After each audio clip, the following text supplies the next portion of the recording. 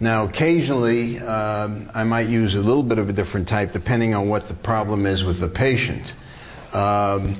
If there is, sometimes they have just one part of their knee that's bad, and the other part is absolutely normal, and we've tested that out, I might use just a partial knee, so it's not a rotating platform. But the typical person who has arthritis of their knee and needs a full knee replacement, right now that's the one that I'm using as a rotating platform, and I've been doing that for a number of years, and that works out very well. Do most physicians use that? Well, let's see. I think in this area, I'm the only one who uses the rotating platform, and the others use the standard one. But rotating platform is being used by physicians all over the country.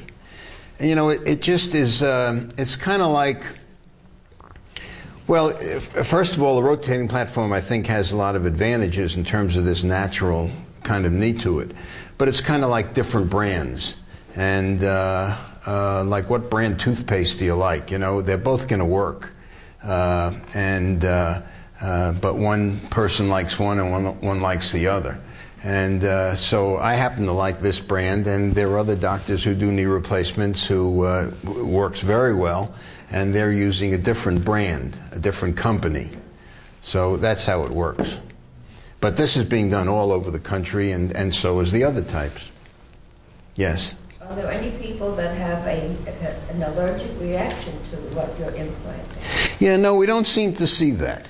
And the metal that we use, by the way, is cobalt chrome, and the plastic is a high-density polyethylene, and we don't see that. We don't see reactions to that, allergic reactions. It just doesn't exist. There are people who get some stiffness of the joint, just the idea they've had surgery. But I don't know of anybody who's had allergic reactions, and reading the literature and the articles that come out all the time, it's not discussed. Doesn't really happen. I'm not quite sure if I have arthritis in the knee, but I have a problem, like more of the stinging if I try to kneel, like in church, or kneel to do something on the floor. I can't do it because I get like this very, very bad stinging, like needles and pins. Now, I am a diabetic, and I do have diabetic neuropathy. So I'm not sure if it's coming from the neuropathy.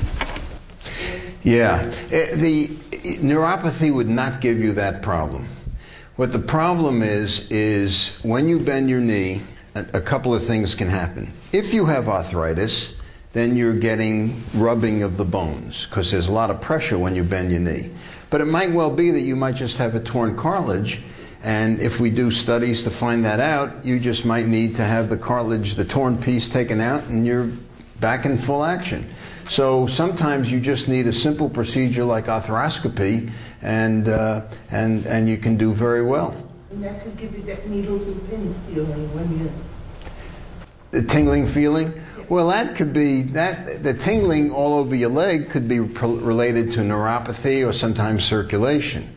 But if you have real pain in the knee joint itself, it's either from a torn cartilage in your knee, torn meniscus, or from arthritis in the knee. Thank you. Yes? Okay, well, I was up north recently. I heard something about the Zimmer gender knee. Yes. Now, is that the set one, or is it a rotating? And what's... No, it's not a rotating knee. The cartilage is fixed, which has worked for many years and is a very good concept.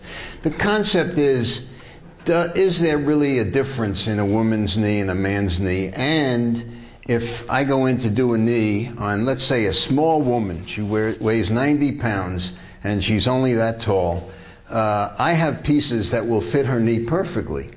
And if I have some man who's 6'5", and his knee is bad, I have pieces that will fit his gigantic knee. So the question is, do we really have to have something different for a man or a woman, or